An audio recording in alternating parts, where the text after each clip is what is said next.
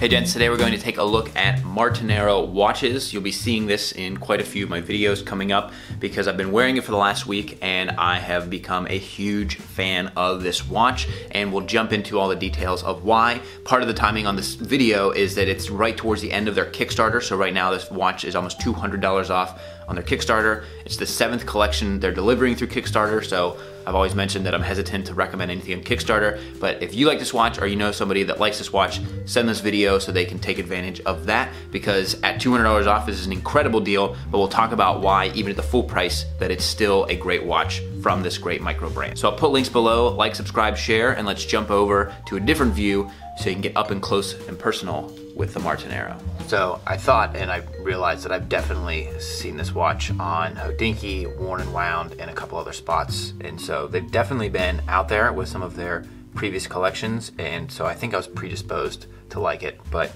I've really enjoyed this so far. So the first thing, we'll just get physical size out of the way. We have 40 millimeters for the case. Lug to lug is 48 and a lug width of 20 millimeters. And then for case size on this sapphire sandwich, we are looking at 13 millimeters. So not too tall, not too short. It really is like a great size. And I grabbed this because it literally says Pittsburgh, so I really like that. So this is obviously their black colorway, and each of their colorways, they have 5 of them, and they all have these really unique color combinations, which gives it a really sporty look. And they also have complications on here that I don't have in my collection, but I've really come to enjoy.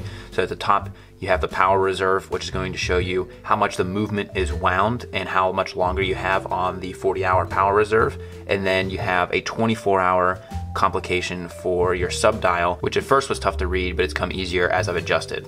And so you have a beautiful blue on the second hands, which matches the date window, which is also reflected in the power reserve and also on the subdial. The whole watch is super readable with these white hands with the blued minute hand over on the side. And each of the other colorways has similar aesthetics, but they just use different designs. There's a white one with some more red, there's a blue one, and I'm really a fan of each of them. This one is the one that I really don't have anything in my collection that looks like this. Each of the watches have this leather strap, which is unique in the micro brand space. They're all made in the USA leather, so they actually work with a leather maker which makes each of the straps. And then the crystal on the front, sapphire, crystal on the back, also sapphire, and then you have a Miyota movement in here for your automatic with a 40-hour power reserve as indicated by the complication. Screw down crown, and then a very smooth action on the minutes and second hands. And then if you are obviously hackable, and then if you want to wind the watch, you can witness the movement powering up as you wind the watch. And I had a boss that had a Chopard sport watch that had this very similar power reserve complication, and I was always curious about it, and I really like it. Then you have a quick set for the date, so you can pop out one click and you can move the date on there, and then you pop it out one more time, hackable with the movement right here, and you can see the 24-hour subdial moving in lockstep, which that actually really helps. I find on my Seamaster that whenever I set the time, sometimes I won't set it so that the date flips over at midnight, and I have to kind of like guess on there. So that's been pretty interesting to have that complication, which helps me set whether it's the morning or afternoon. And so I love the action on this. That's one of the things that I love about my Seamaster, is just the way that the movement feels as you're moving.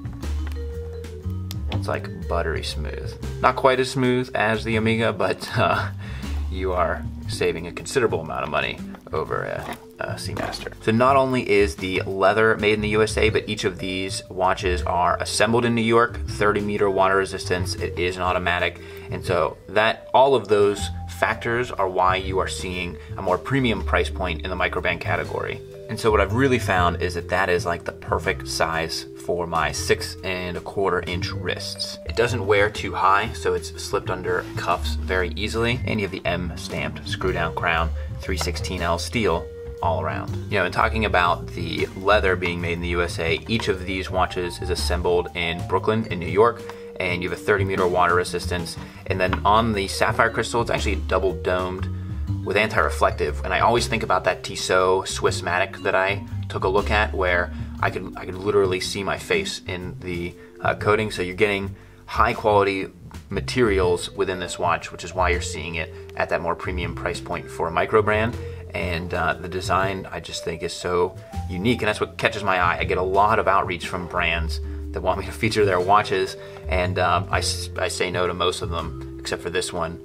Really caught my eye, and I like the things that they're doing. I also like some of their previous collections, so if you're not that crazy about this one, check out their previous stuff, because they're all made with similar builds. You've got your 316L steel and just high quality goods, and so it's a premium watch brand that's trying to make premium stuff, and really executed on here.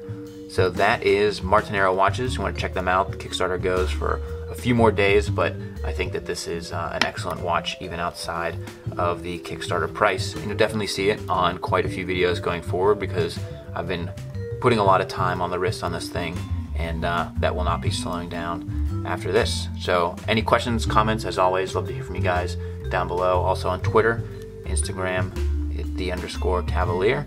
And until next time, gents, this is the Kavalier.